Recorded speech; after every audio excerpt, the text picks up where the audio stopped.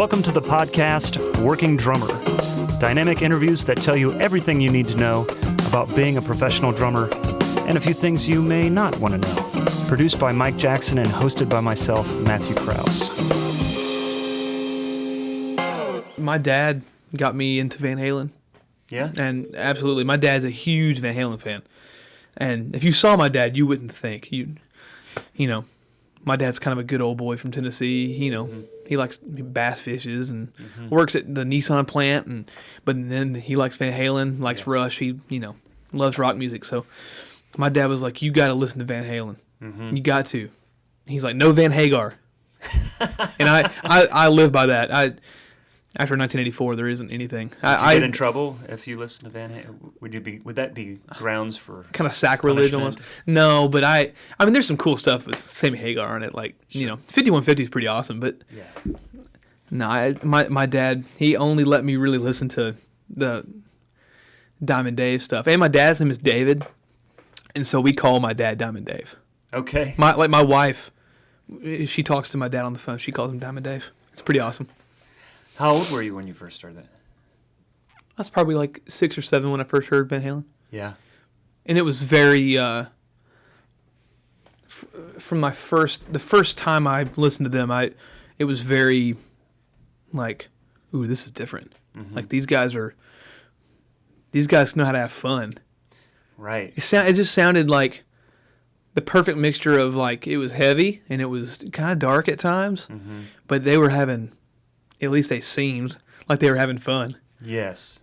I mean, we all know that Alex and Eddie didn't really like David very much after a while, but they put on a good show, and my mom likes them too. My mom saw them in 1981 at Municipal Auditorium in Nashville. She said that was the coolest thing I ever saw. She's like Dave. He'd swing back and forth and he'd jump off everything, and Eddie'd try and kick his amps over, and just a different time. Well, when you heard it, you were already playing drums, even at 6. Yeah. So, did you automatically gravitate to the drums, or? I was drumming, and I was already into to Rush and stuff like that. But I'd say the two bands that really were influential on me were Rush and Van Halen. Like, as far as rock and Zeppelin, obviously, but when I was real young, it was mainly the loud and fast bands. So the Van Halen and Rush. Zeppelin has surpassed those. Yeah. I'm older, more mature, and I understand Zeppelin way more now. But yeah, Van Halen, it was like, whoa. Like, the opening of Mean Street. Like, that's the coolest thing ever. That might be the coolest guitar riff ever. I just like, my dad was like, you got to hear this song, man. You got to hear this song. It's the coolest thing ever. Were you playing along with the records? I played along to 84 a lot because one Christmas, I wanted music for Christmas. I wanted CDs of good rock music that my parents listened to. I told them that, and I got 1984. I think I got either Diver Down or maybe Women and Children First on CD. I got a bunch of other stuff too, but man, 1984, that record, I probably put a groove in the disc. The laser probably burnt a groove in it, but right. And now I have most of the Van Halen records on vinyl now, so okay, I was listening to that. It's funny when you become a fan. You end up buying the same record or the same songs 2, 3, 4 times. It's like, oh, I had this on CD when I was a kid. Now I'm going to order it again on iTunes. Ooh, now they have a vinyl reissue. So I've bought some records like 3 or 4 times. So that's probably... I'm with you. Yeah. So coming up in December 14th, right, there's the Nashville Drummer Jam, and it's a tribute to Alex Van Halen. A couple players are mentioning what song they're going to play, and some are keeping it a secret. No one's looking forward, there's no drum roll, please, for what song I'm playing. No one's coming to that thing just to see me play. They're like, oh man, big surprise for what Tucker's playing. I'm playing Everybody Wants Some. Okay. So jungle drums, crazy guitars, and Dave sounding like Tarzan. So it's awesome. It's got everything. Yeah, yeah. It's got, kind of it's almost like if the Beatles played Van Halen or vice versa. If Van Halen played the Beatles, the groove that he plays. Yeah. So it's such a bizarre song, but it's so cool. So.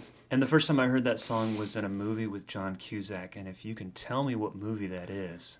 I'm 25 years old, so I probably that's why I probably won't be able to tell you. Let's see. With John Cusack in it. This is embarrassing, actually, because You know what? I don't think I'm going to answer. I'm going to see if anybody hears I feel like this I'm an and old soul wants and to comment, because we need more comments on Twitter and YouTube and all that stuff. So if you know the answer, you'll get 2 gold coins from the podcast Working Drummer. No, we'll figure out a way That's to hilarious. award you. Name that movie. Name that movie. That Everybody Wants Some was recorded. So you're playing that December 14th at the Exit Inn, Nashville Drummers Jam. Tell me about your experience with the Nashville Drummers Jam. Well, when I was playing with Josh Thompson, I was approached. I guess I was approached first by David Parks. Okay. I think he was like, "Hey man, we got an extra spot, and a lot of guys have been throwing your name our way to add to our list." Yeah. I was like, "God, really? Seriously? Who am I?" But it was the Bonham one, and everybody knows how much of a John Bonham fan I am. So, they were like, "Yeah." David was like, "Yeah, send me your top 3 Bonham songs," and he told me which one I was playing. Yeah. I had played a whole lot of Love, so that was awesome. But after that, it went great, and I did the next one. I guess that was the Neil Peart one. Which I saw, and you killed it, man. Oh, thanks, man. Awesome. That was so much fun. And I think I picked the penultimate hardest song after Billy Freeman. He played La Villa Strangiato. Yeah, he played La Villa. So he played Natural Science. Yeah, that was hilarious. And then the next one was the Stuart Copeland. Yeah. And I didn't do it because I wasn't working. Okay.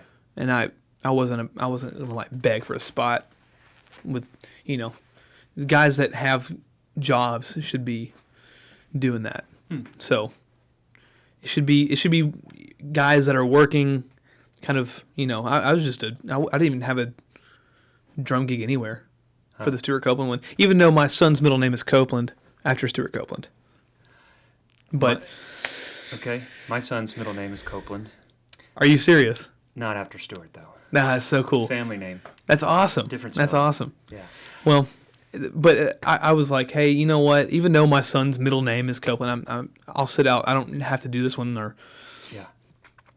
It gave. I think they were trying to free up space for guys like Chris McHugh to do it, which he did. He did so great. It was so cool to watch him do that. So, but yeah, then they approached me about the Van Halen one, and they wanted to know if I wanted to do it, and I was like, absolutely. It's funny you asked. Yeah, yeah. It's been a good thing. It's Yeah. been a good thing, and it's for charity. Absolutely. And it's a chance for the music community and the drum community to get together. And it's been growing more and more. And it's been really cool to see it grow beyond, I think, what David Parks initially thought it would be. So with him and Tom Hurst and Chris Nix growing this thing, the podcast is honored to be a part of it. And appreciate you talking with us, man. Absolutely. Yeah. Man, this has been so much fun. Cool. And this is just a part of the whole interview that we've done. Cool. So hopefully go back, anybody that's watching this, go back and check out the rest of our conversation that gives you a clue of why I asked this 25-year-old to sit down and talk to me. Show my age now. That's funny. Hey, Tucker, thanks, man. Dude, I appreciate it. absolutely. Yeah. Thank you so much. This has been a lot of fun.